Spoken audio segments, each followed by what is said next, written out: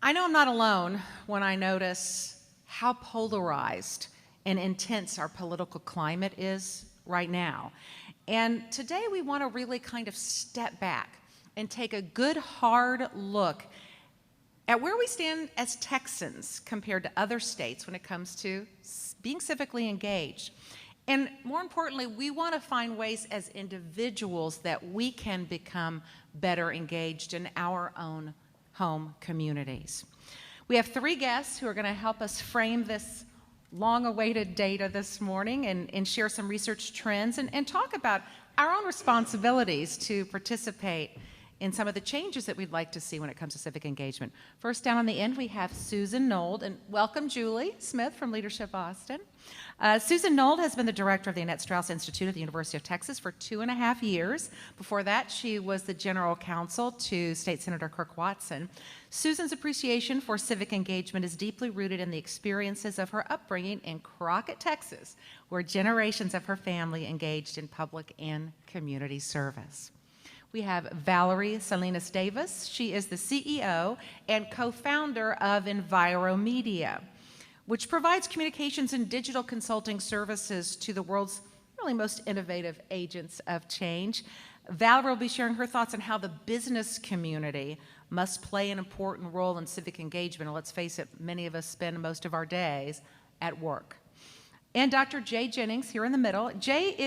He's our data guy today. He is a postdoc fellow at UT. He studies how citizens effectively engage in politics. And his work draws on the fields of political philosophy, psychology, public opinion, and political communication. And his dissertation, from what I understand, Jay, recently published article investigates religion's role in shaping democratic citizens. That sounds fascinating. So thank you all for sharing your expertise today. As we mentioned, the 2018 Texas Civic Health Index report was just released in the past 24 hours. Breaking news. All of you in the audience will be receiving a link to the full data after the breakfast, but right there on your tables, it's kind of a one-page summary of some of the statistics that stick out in our minds, and we're going to use that as a starting point today. And I want to begin with Susan Nold with the Annette Strauss Institute. First of all, I'd like for you to kind of explain what the Annette Strauss Institute does. And why is this civic health report important? What are the goals that you hope to attain by measuring these statistics? Great, thanks, Judy. Thank you all for having us here today. It's really a pleasure to be here, to see so many friends in the audience and so many new faces as well. The Annette Strauss Institute at UT Austin is a research unit. We are housed in the Moody College of Communications. Many people don't know that, but I think it makes us really unique. We look at participation in civic and political life largely from a communication standpoint. Our founder was is a national expert in political communication, studying the language of politics and public life and the language of citizens, sort of in this process in particular. We were founded on the idea that active, engaged citizens are made, not born, and that society benefits when more people participate in public life. So that drives a whole lot of what we do. We're actively engaged in research around that broad subject, and we do a lot of education and outreach programs as well, primarily focused at young people and college students because we're right there on campus. And I'd say we have a couple of goals when it comes to how we impact citizens through our programs. We hope to create new engaged citizens, starting them earlier and younger in the process. We also hope to turn those of us who might be sort of part-time periodic citizens voting maybe every 4 years into more regular, habitual, engaged citizens voting every time there's an opportunity, looking for opportunities to develop these values in others, creating more, I call them super citizens, which probably most of you in this room would qualify, meet that definition. We also hope to just instill these values more broadly, invite more people into the conversation, help those who don't have these ideas sort of front of mind be thinking about them. And so you ask why we do this report, and I would characterize our goal of this work as essentially my goal, my hope, is that it gets people talking about civic engagement and thinking about what it means to be a citizen. And I don't really mean that in the legal definition of citizen. I mean it as people who show up for others, people who participate in public life, who look out for opportunities to do that, and look for opportunities to bring others into that fold. So I think it should shape how we think of ourselves, sort of our identities. I recently updated my Twitter profile to say citizen and neighbor as part of who I am and how I identify. Hadn't thought about doing that before, but it certainly is something that I value and something I prioritize.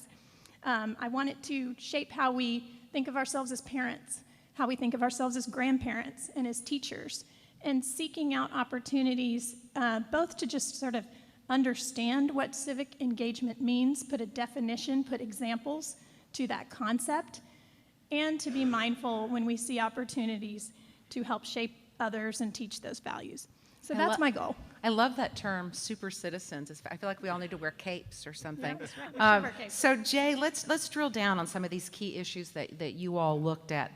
Social connectedness, which I know is a big focus for Annette Strauss Institute, voting, volunteering, contacting local officials. What really stands out in the numbers? Yeah, and I'll refer back to this sheet a few times, and if you want to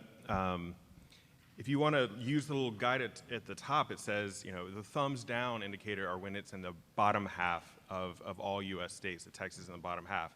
And so if you want to go through here, you can kind of see that overall there are more thumbs down than there are gold stars on both sides of this paper. And I think that's the broad stroke to say that there's a lot of areas that we need to improve in. If you look at voting particularly, we're 47th in voter turnout and 44th in registration. We are 50th in wanting to discuss politics with our friends and family. And we're below average in the number of people who actually contact elected officials.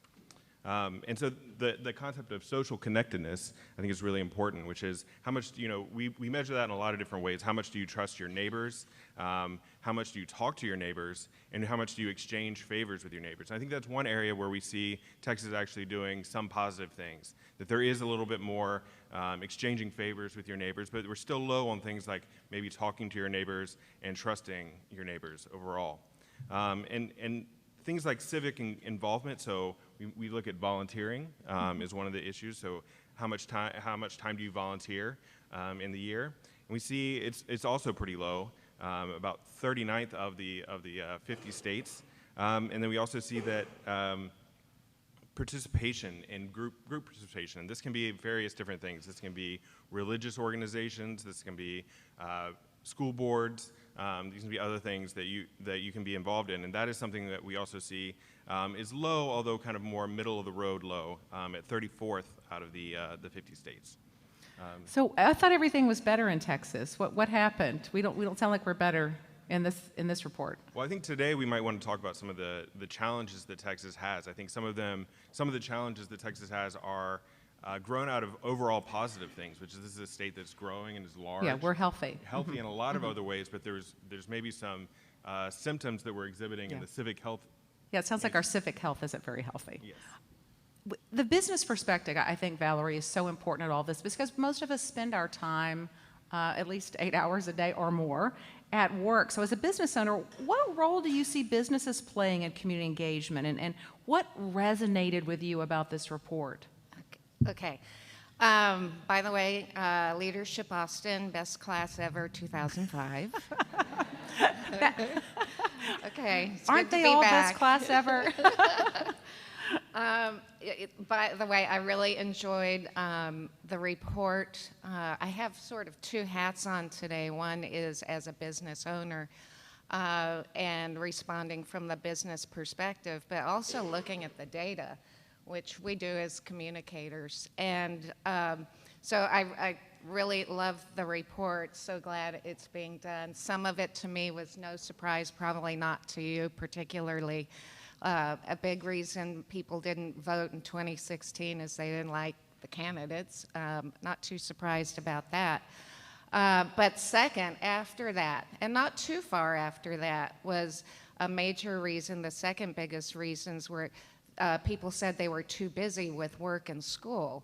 And so that should resonate with employers and businesses, and what can I do to help people understand that they have the freedom to go vote. And Susan was telling me earlier, reminding me of the law, and can you repeat that? Sure.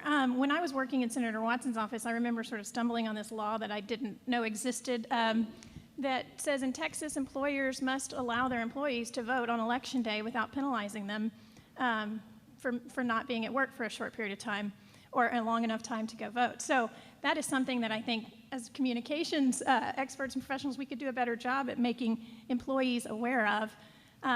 The other thing we have going for us in Texas when it comes to voting is 2 weeks of early voting, which in theory should give all of us a chance at some point throughout that time to go vote.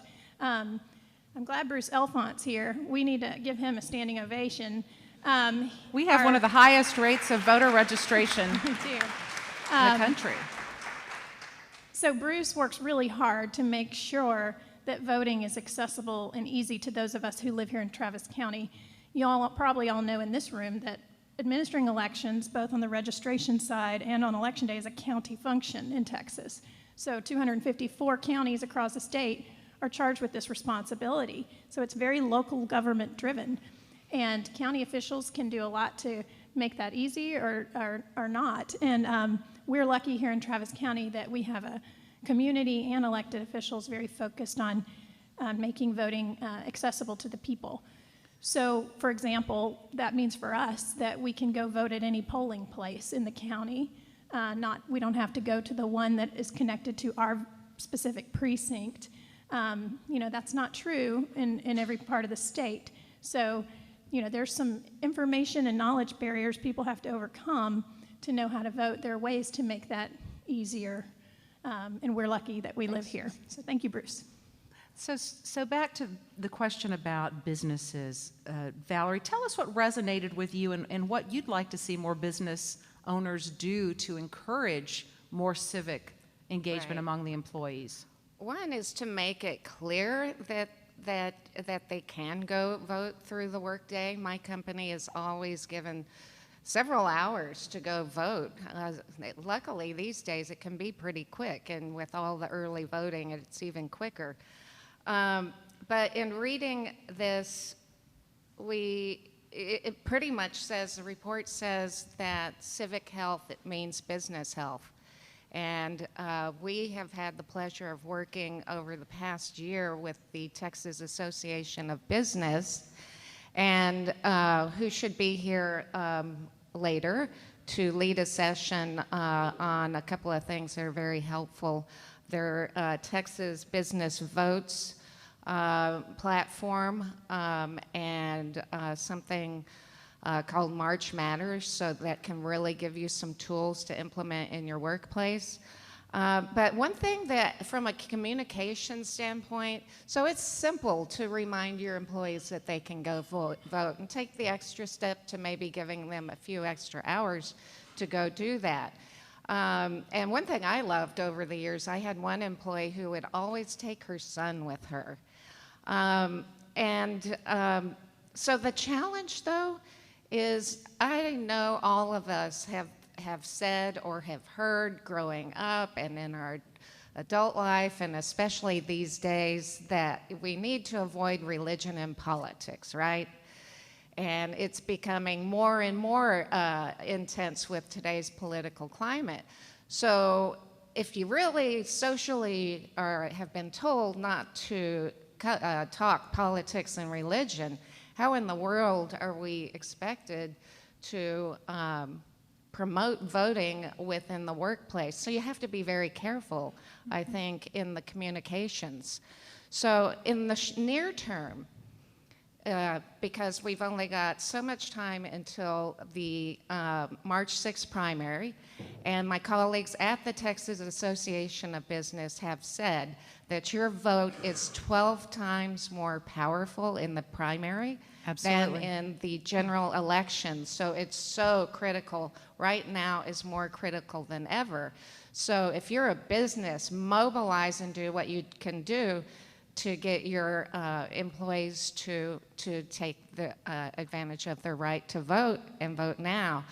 But the other thing is to educate at least your management team and your business leaders on why it is good for business. And again, stick around a little bit later. They've identified a platform of the candidates who vote the strongest for the business community. So we need to get mobilized now because there's only so much time before the 6th. Yeah. But then what can we do in sort of the next ramp up to November and then in the long run? And another part of the report that I found to be very encouraging was that it says that, and correct me if I'm wrong, if I'm phrasing it wrong, but people who are part of groups tend to vote better. And That social connectedness factor, I Right. suppose. Is So that right? think about your workplace. I'll say that I love it when there are groups within my company. I just learned this week, my small firm of 15 people started a volleyball team. And that makes me feel really good because I know they like each other. They spend time from work with each other. They're probably less likely to leave sooner if they enjoy the teams they're working with. But rather than, I think, educating your managers, especially on the business reasons for voting, but then getting teams to work in a team level and make it more fun. Make it more fun. Everybody wants things to be more fun. But I do want to drill down on this whole notion that we're not supposed to talk about religion and politics, even with our families, you know? And certainly there are disagreements, but aren't there ways to frame those discussions that are respectful? Because we do need to listen to people with different viewpoints. We can't live in these bubbles where we only hear our own viewpoint echoed back to us in some kind of a weird echo chamber. We've got to have those important discussions. We do, Judy. And I think that a couple of things I'd like to say on that point. One is, it's interesting to me that we consider discussing politics with friends and family as a measure of political involvement. I think that I'm guilty myself of avoiding the subject if I think it's going to offend someone or not go well. But it's something we need to push ourselves a little bit out of our comfort zone and become more comfortable doing, because I think it comes with practice. I think it's important when we consider venturing into this space that we consider the difference between debate and conversation. Conversation is two-way. You're listening. You're trying to learn from someone whose point of view might be different than yours. You're not necessarily trying to change their mind or win.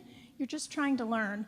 I think another thing that I've learned working at the Institute, we have folks who study this very subject. And Dr. Rod Hart is writing a book, it's coming out next month, where he studied the language that people use in letters to the editor of newspapers in mid-sized cities all over the country over a span of decades, and noticing trends in them. And one of them that I thought was really interesting is this characteristic of argument or discussion where an individual is willing to sort of restate their opponent, for better or worse words, position on an issue when framing their own statement.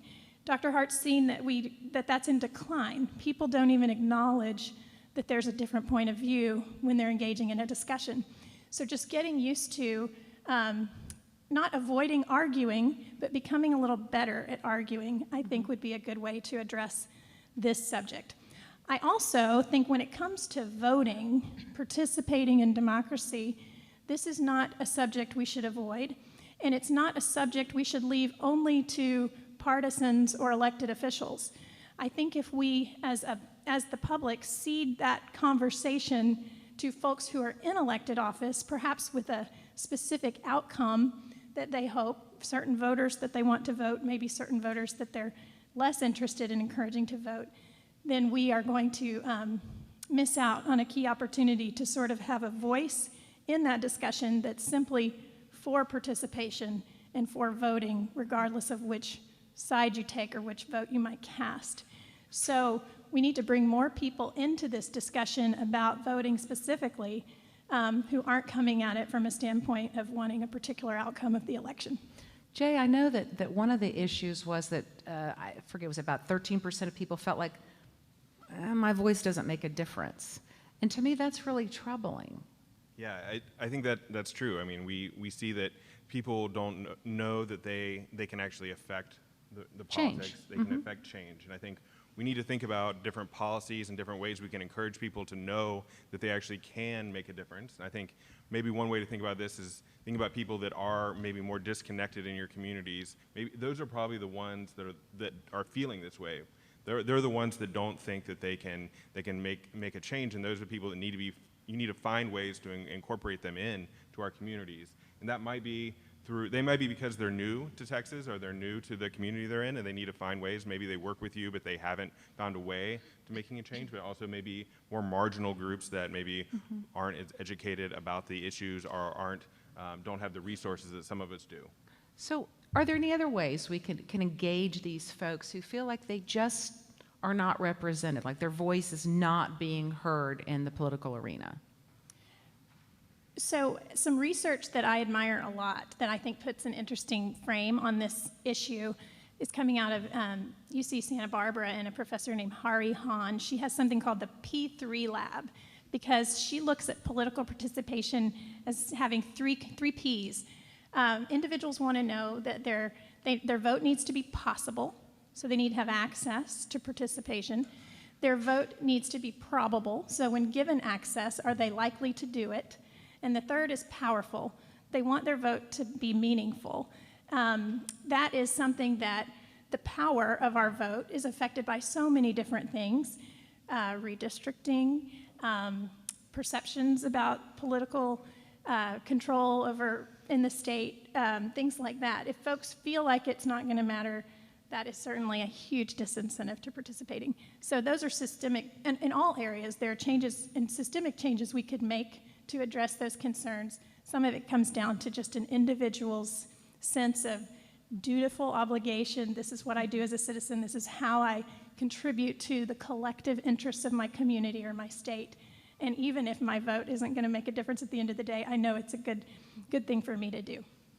And I'll just add that if you look at this report, one of the biggest kind of predictors of who is engaged and who is involved is actually level of education. So if we're talking just big picture, we need to be working on our education system because that is the biggest predictor above income, above anything else of who is going to be is participating, is who is educated. Can I add on Of course, real Valerie. quick? Yeah. So I'm sitting here in this beautiful library, my first time here, and looking at all the traffic. And you heard me mention March Matters, and that is a sort of an organic initiative, and they're providing shareable social media tools.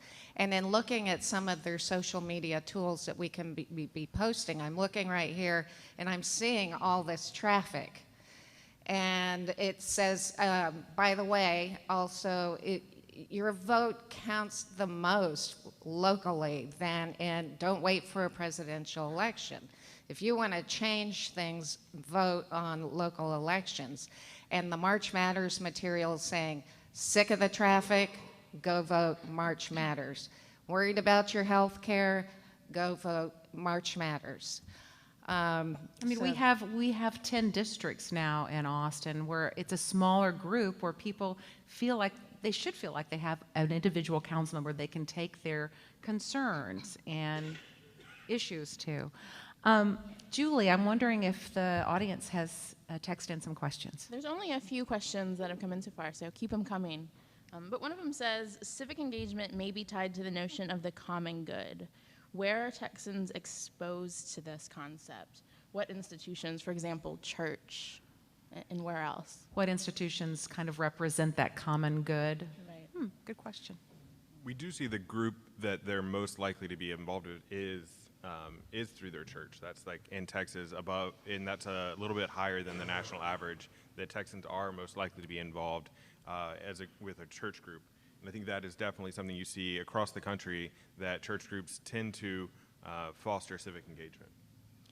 I'll add something on this point. I'm glad the realtors are here, because one of the things we've learned about Texas and looking at this and looking at what some of our challenges are, Texas is growing, so people are moving here. That's a great thing. Another thing Texans do a lot is they move within the state more than other states. We're very mobile, and a lot of those moves are across counties. So when people are coming into Texas, when they're coming of age to be voters, for example, when they are moving to a new community, I think it's important that there are avenues for them to start to feel plugged in to that community sooner. So much of that is from neighbors. Much of that can be from schools. Much of that can be from workplaces. We need to think about the institutions where those newest to our communities are coming in and how those influencers and those places can be part of sort of bringing them more fully into community and civic life. And I know that Texas scored, that was one of the things we had a thumbs up on, right? Neighborliness? Yes, and doing favors for your neighbors, for sure, yes. Okay. Another interesting thing about that point is that those in lower income brackets do favors for their neighbors at higher rates than those in higher income brackets, which makes some sense, but it was an interesting finding. Usually income correlates with increased participation in these areas, and that was one that lower income neighbors are often doing more favors more frequently. What about trends in general? I mean, we've talked kind of specifics about, percentage of people registered to vote, percentage of people that actually vote. Are there some trends that we see in Texas that are discouraging or encouraging? And Jay, I've been told you need to get just even a little bit closer to the microphone. I think I'm a little tall for it. The trends are, and to some extent, are difficult to track from the two reports that we've done on voting, in particular, because the first one we were looking at midterm elections, and now we're looking at a presidential election. And so we do see a large increase from 2010 to 2016, but we expect to see that because we know that people turn out to vote at a higher rate during presidential elections than they do midterm elections. So we did see an increase in our overall level, but it actually, our rank did not change that much. And so that particular trend is kind of difficult to say that we're kind of staying about the same. And a lot of the other measures, we were kind of, we didn't see drastic changes in many of them. So that's to say that we're not seeing that there are sharp declines in anything, but we're also not seeing that there's these drastic improvements either. So I think these are still ripe for us to find solutions. These are things that we maybe aren't addressing to a certain extent, and so we shouldn't necessarily expect to see huge changes so far, and we haven't. Julie, do you have any more? Yeah, a few have come in. There's several comments around just this notion that it's hard to talk about politics and that it's not socially acceptable. People are just starting to be disgusted. There's a lot of distrust in the government. How do we get past that? Well, we talked a little bit about the way things are framed, but I'm wondering, and from a business perspective, if there's some ways that you can encourage these healthy political discussions in the place of business. Yeah, that's without being partisan, obviously. Yeah, it's a great question, and I think it's so important to share this report for the top leaders within a business. Share the kind of data that the Texas Association of Business has. Share that with your top leaders, but the report shows that those most challenged with voting are less educated, lower income, and younger. And so those are huge, huge pools of our employees.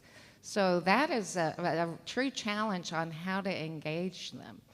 And I think one thing is just to keep it simple, and it just can't be preachy.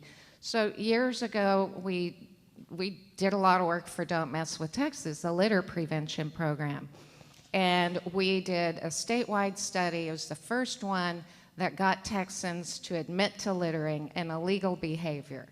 And our brilliant researchers didn't just say, question number 15, do you litter? No, they eased them into the conversation, like, have you ever been in a vehicle where a piece of paper flew out the window? Did it come from the back seat? Or maybe you dropped it out the window? But that gave us the data that we need. And so I think likewise within a company, You don't say, "Did you vote?" But encourage the voting. Again, make it fun. I say really, especially with, kind of the younger, less educated employees who make less money. They're just as valuable to the company as anyone else.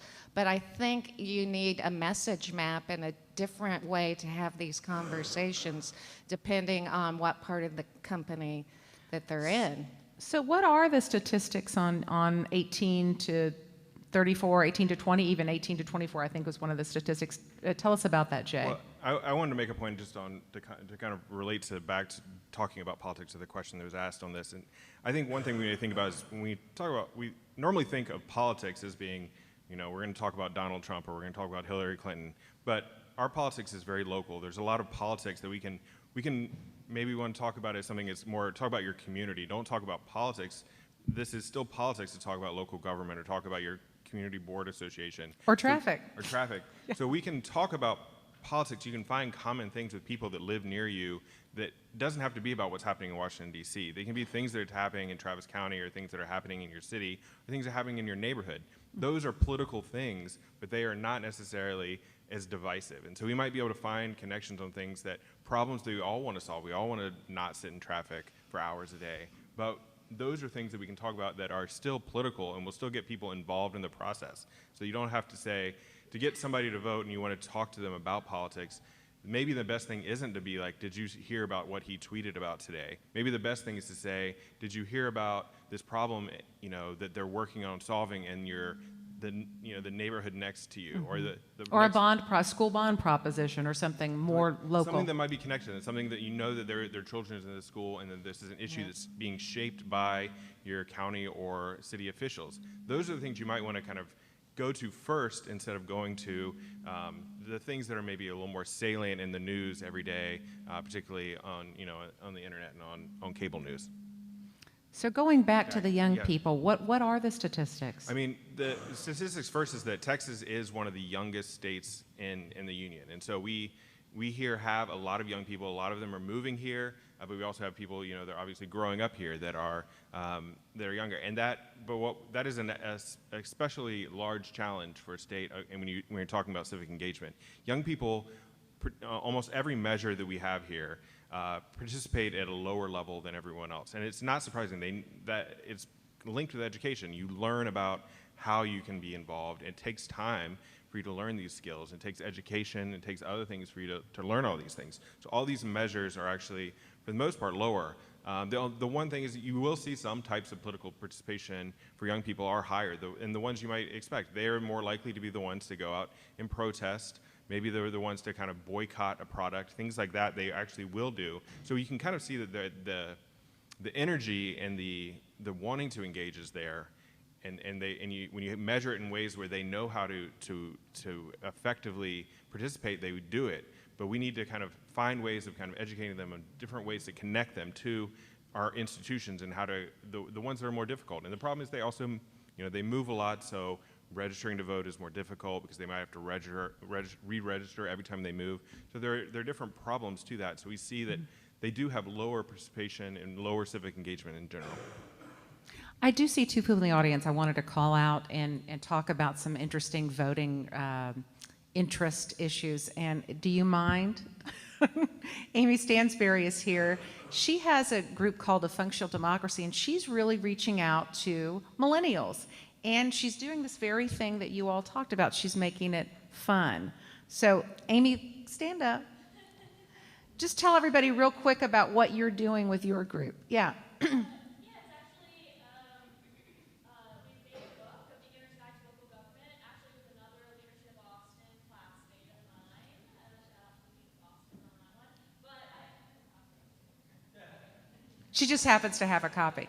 But this is a good example of millennials getting involved. It's kind of like zine style, and it's a beginner's guide to local government for Austin, and it walks people through the process of figuring out who the mayor is, who the city council person is. It's kind of fun. It asks like, who are these people? Stock photo model, South by Southwest organizers? Like, no, you're city council. So the idea is to make it fun and engaging and approachable for people, especially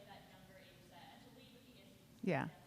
Yes, and you also have happy hours, right? With Yeah, we're doing a State of the City watch party with a bingo game next week. Bringing alcohol to the equation. I don't know if that was part of the report or not, but Not part of the report, but bar bingo, but okay. Thank you, Amy.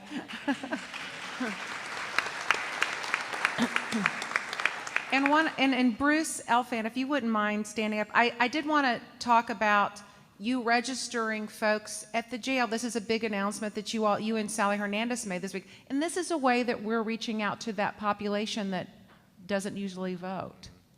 We did. I mean, we worked hard to try to reach out to a lot of underserved communities. We worked with the schools, the 18 to 24 demographic. It's a very low voting demographic. The communities of color, immigrant communities, seniors, and now Sheriff Hernandez has allowed us to come into the jail to start registering inmates in the jail. And the vast majority of the people in jail are not convicted of felonies. They're waiting on trial or they have misdemeanors. So the vast majority are eligible to register and vote. And they certainly have a perspective that ought to be heard in the mix of votes that are cast. Thank you, Bruce. So how can we...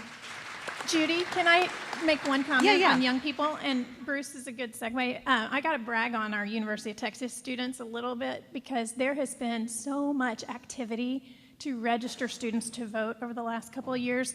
I even got to go to D.C. last fall to get an award. University of Texas was most improved undergraduate voting rate in the nation among four-year public institutions. And we have done that because of enthusiasm and interest on campus. So people just doing hard work, and in part Bruce, that allows some of our students. We have hundreds of students now trained to be volunteer deputy registrars. They go back to their groups, whether it's Longhorn Singers or Orange Jackets, and register the members of their groups. So it's a lot through relationships. It's a lot through just being there and staying at it. But you know, as we've discussed here, the fact that Texas is growing, the fact that Texas is young, the fact that people are moving here and moving within counties of the state means this work never ends for us. And that's a good thing. But it means that we just must have this front of mind if we all care about our state. I'd like to make an observation about the 18 to 24-year-olds, and congratulations to UT, which is also my alma mater, and I could not wait to vote when I was a freshman at UT, and I voted for Ronald Reagan. And things have changed. But what I don't get it with voting and getting a driver's license. Things have changed so much. We were so excited about doing both of those things. Yeah. To get the driver's license, I went on my 16th birthday and I got it. The very first opportunity to vote, I did. We do a lot of work at my company in mobility and driving among young people, and they're just not driving as much. They wait and wait. Some don't ever get their driver's license. But even before Uber came along and Lyft, there was not as much driving going on. And so I'm a little perplexed. I love what you're doing. I want to share that with the folks at my company. So even in the 2016 election, I've got a lot of young people. And of course, I was encouraging everyone to vote.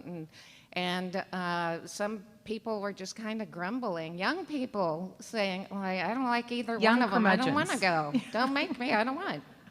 So can we talk in a broad way about what are the challenges? We've talked about some of them, but let's kind of rein it in and talk. So what are the big challenges in Texas to improve civic health?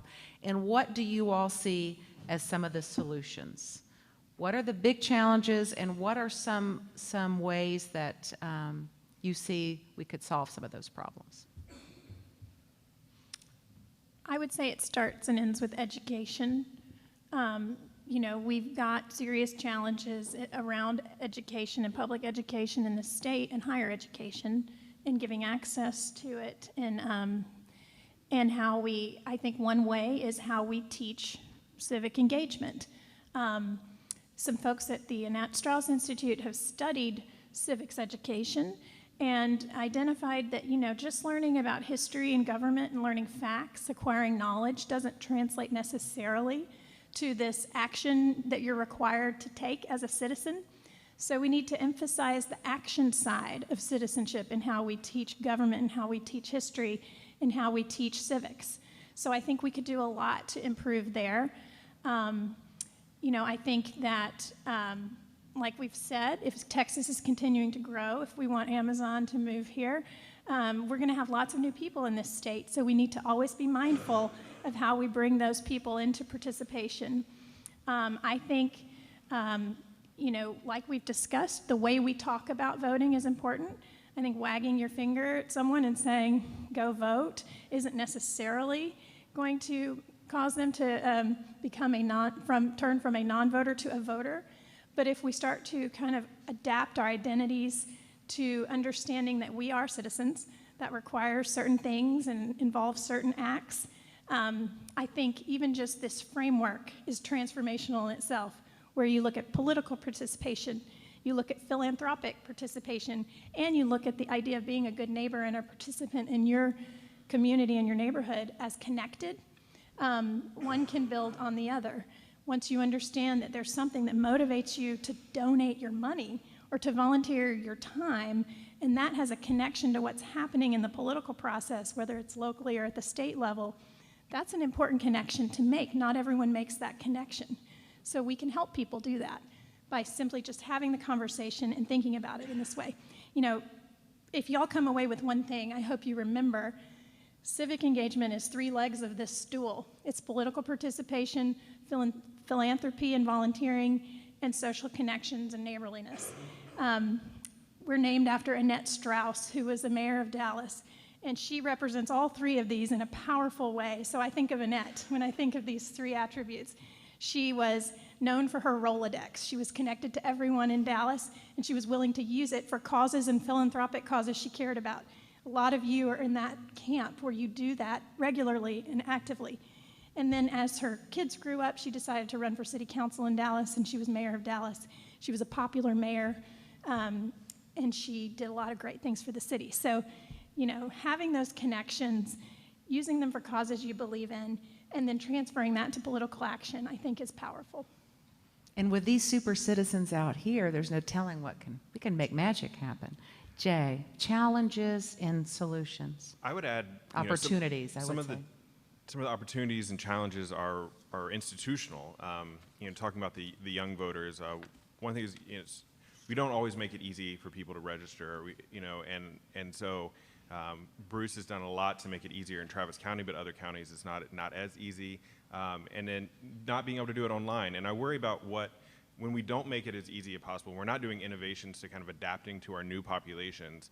There's also a kind of a signal that kind of trickles down, which is to say, we're not really sure that we want you to be participating. And so I think having things that we make it more adaptable, where we innovate to looking at new populations, where Texas is growing, where we have new types of people, whether that's age or other demographic differences, we say, how can we best find a way for you to get involved? And I think that's something that we do see, obviously Travis County is good at, but that maybe as a state we could do better. And so there's some institutional things we could fix in that way. And I would say, things like same-day registration. We have a survey that we do every year about different forms of civic engagement and media, and we ask people in Texas, can you register to vote on Election Day? And we were really surprised when we got back. There was something like 15 to 20%, something like that, said that, yes, I can register to vote on Election Day. Well, no, you can't, but maybe you should. And so maybe that's something we could say, this is an easy fix of saying, we can actually allow people to do this. If people already are thinking that, maybe people are used to being able to do things, why couldn't I register to vote on Election Day? That's something, and that's also things that other states have done and shown to kind of be correlated with higher levels of voting turnout. Good opportunities. Valerie. Okay, I'll add to that. And I want you to think about a purpose-driven business. And so going back to the millennials, one more thought about them. I read a study over the past year, and it had 4 platforms that they really care about: I really can't remember the other three off the top of my head, but the one that stuck with me is they really care about fairness. And it seems to me we can leverage that value to mobilize them more. The other is in January, I was blown away by the BlackRock letter to CEOs from the CEO of BlackRock, the investments company, annual letter with identifying to publicly held firms what are the trends. And this year he wrote about a purpose-driven business, and that having a purpose-driven business is just as important as financial performance. That Social responsibility. Yes, and that includes a lot of things from civic engagement to sustainability to education and partnering in the communities, and or more women in leadership. It's all an umbrella that really very much needs to, I believe it's very siloed within our corporations everywhere, and there's tremendous opportunity to harness it all together and lead up to the brand. I was speaking with a colleague and friend I met from JP Morgan Chase, and she was in Austin for a Green Biz conference, and she was announcing that they were going 100% renewables by, I think, 2020 or something like that, and they have a huge footprint all over the world. And she talked about, they did a survey of employees, and to quote her, she said the employees were over the moon about the fact that they were doing this. So it seems to me that we can leverage this commitment to purpose and interest in fairness into something that is good for business and good for society. And it goes back to that social connectedness that's so important in encouraging people to vote. Julie, if we have time for one more audience question, if there is one. Yeah, just to add on to this, and Jay, you touched on this a little bit. What are other states doing that's working, good. and what are those states? Is there anything specific that makes this even more difficult in Texas? Good questions. There, a lot of people say that, the 50 states are kind of like the laboratory for democracy, that we have all these other states are trying things, and some of them work better than others. And what I think Texas can do is to borrow from some of these successful policies across the country. States like Colorado and Oregon and Washington have tried things like, obviously things like same-day election day registration, but also voting by mail, which is an experiment that maybe we don't want to try in Texas, but it's out there. There's the things that people are doing. Obviously, registering online are another thing that people are doing. You might know some other. Any other states we should be I think copying a little bit, maybe? Well, on this group membership and donating, isn't Utah the highest? Because religion is an emphasis there, and I think that there are just sort of there are some states that participate in data sharing a little more maybe than Texas. This isn't exactly my area of expertise, but given that we are such a mobile state where people are moving here, I think Texas could join up with these other states to track people as they move from one state to another, just to keep our voting rolls as accurate as possible, to know where people are. I think that Jay is right, same-day registration. The states with the highest voter turnout have same-day registration, right? People wait till the last minute to do things. I saw that this morning when I got my coffee and everyone was buying their Valentine's Day flowers at Randall's, and that's okay. It's okay to wait to the last minute if you're still doing it. And so, that inviting people on election day to show up and be able to participate is an important one in my opinion. Pretty much this whole morning has been a call to action. But if we could boil it down to one, we always end Engage Breakfast with a call to action for our members of the audience. And so if each of you could give our audience members one actionable way or a couple of actionable ways they could be more thoughtful on how we react to this whole topic of civic engagement. And Valerie, I'll start with you. Okay. Put you on the spot first. So it sounds like Susan's talking about making it easier, right? And one huge way is innovation. And to me, the biggest takeaway for the business, this is Austin, Texas. And there were 5 recommendations. And one of the 5 recommendations at the end of the report is to encourage innovation. So marrying innovation with making civic engagement easier, something to think about. I know a lot of business community members in the audience today. Good point. Jay? I would say, looking at the business community, they're benefiting from all the growth that's happening in Texas, and I think that's all we need to focus on. That's a really positive thing, and along with that is going to come some challenges that we face, particularly in this civic engagement. We're bringing new people into, like Susan mentioned, if Amazon would come to Austin, what would 50,000 new people that we need to kind of connect to our communities, what would that look like? So I think for the businesses to find ways to connect new people, particularly people that are maybe moving to take, to this new job, finding ways that they can connect within your business to your fellow employees, that might be, in structuring that, those groups around things that maybe are more community organized. And so that might be a way to kind of take people who might take longer to get kind of accustomed to participating in politics or being involved with their neighbors and being involved with their community. If the businesses can do things to kind of plug them in quicker, I think that's only a good thing. Great. And finally, Susan.